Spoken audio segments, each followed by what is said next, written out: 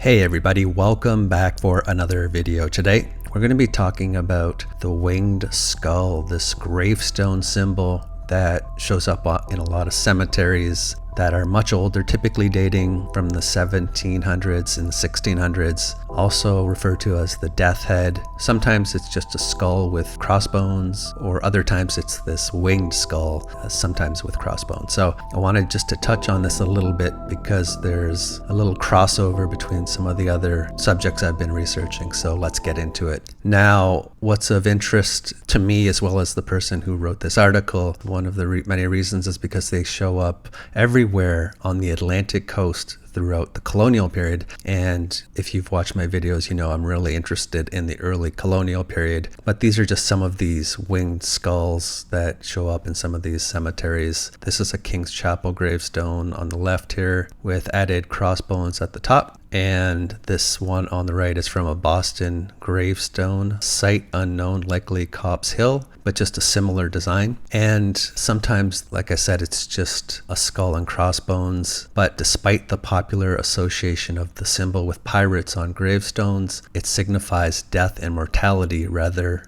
than piracy or danger. Okay, so it's one of these remembrance of death, one of these symbols, and I can get by that. I guess I'm just wondering how it relates to this destructive event I keep talking about, altered history. And this is another one found in a churchyard in, I believe, Charleston, South Carolina, the Circular Church Graveyard. And of course, Charleston is literally built on the top of an early colonial city. And I think this was caused during an event that has been written out of our history. But here's just some more of these from Halifax in Nova Scotia, so east coast of Canada. So they're just all over particularly the east coast of United States and Canada as well. It's interesting because they come to a sudden stop in the late 1700s. So on the American continent, the death's head skull began to appear on simple headstones in 1680 and continued to be used until about 1790. So I'm really interested in these transition points when things stop and we transition to a new way of doing things. And why, again, I'm really interested in the dating of all this, because this transition point comes up a lot. And I want to take you to Madagascar, of all places, to visit the world's only pirate cemetery just off the southeast coast of Africa. You have Madagascar, and there is an island just off the coast of Madagascar that is this once a haven for pirates, and they even had their own cemetery. Now, what's of interest to me and us in looking at this is we're told that pirates from all over the world lived in wooden huts adorned with flags that signified which captain's crew they belonged to. So they had these wooden huts, but they are building a cemetery that is lasting hundreds of years. You know, it just seems to not be consistent. What I found interesting about this narrative with this island is that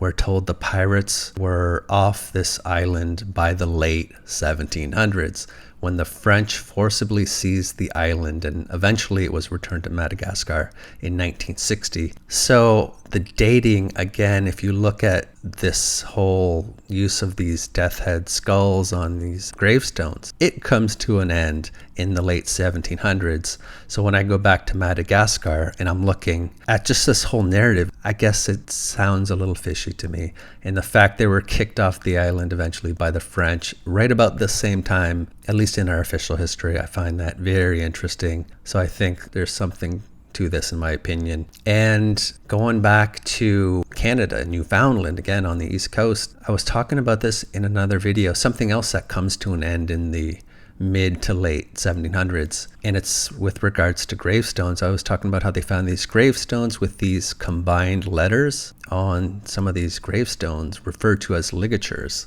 and the use of these ligatures virtually vanishes around the mid 1700s. So again, it's just seemingly something happened, is what I'm speculating, is why a lot of this stuff abruptly ended. And even if you look at Scotland, northern Germany, the French Basque region, they also use these ligatures, these combined letters on gravestones. And you can typically, once again, find it associated with gravestones from the 16 and 1700s again. So I think there's just an overarching connection here, and I find it really fascinating. So I just wanted to touch on this. I might come back to it in a later video, but just some preliminary findings. Now, I just wanted to mention what I found unusual was, I guess Newfoundland apparently was importing some of their gravestones from Massachusetts, and in the Boston area, apparently they're using a similar type of winged skull design. And the person writing this article was just talking about, unfortunately, he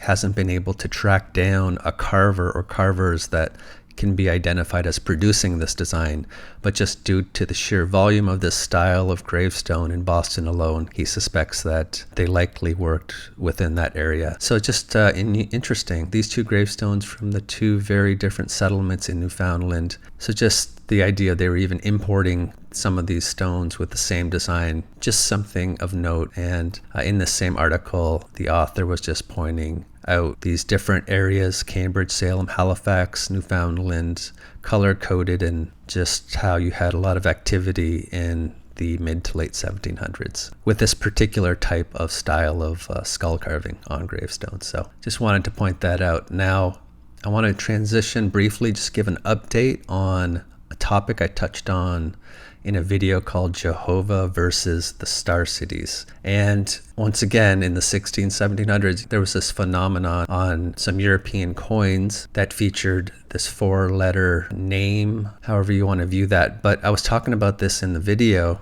and somebody noticed something very interesting, because I briefly talked about this coin from 1680 from Nuremberg, and it features this name in the cloud sitting above the city. Now, when you take a look at this particular coin close up, and once again, thank you to the commenter for pointing this out, he just noticed how this whole date, which on this coin, instead of being like a J or I followed by the rest of the date, it's actually in Roman numerals. And the Roman numerals actually look off center. So he speculated that this M may have been added in after the fact. And again, M stands for basically 1,000. So that would take this from 1680 to 680. Again, if that wasn't supposed to be there or originally wasn't there. So I took it out with Photoshop just so you could see what it would look like. I think actually it's a really good point, because it does seem like maybe that is more centered. So just an interesting observation in the comments. Thank you for that. And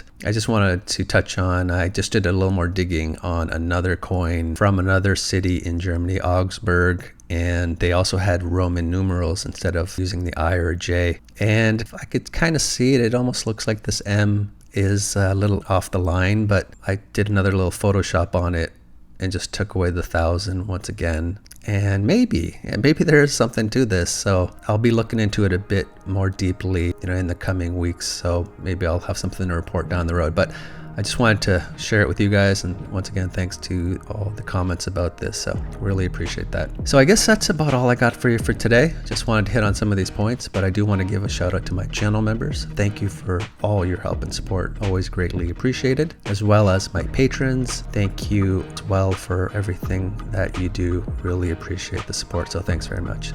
So with that being said, until next time, take care. Bye.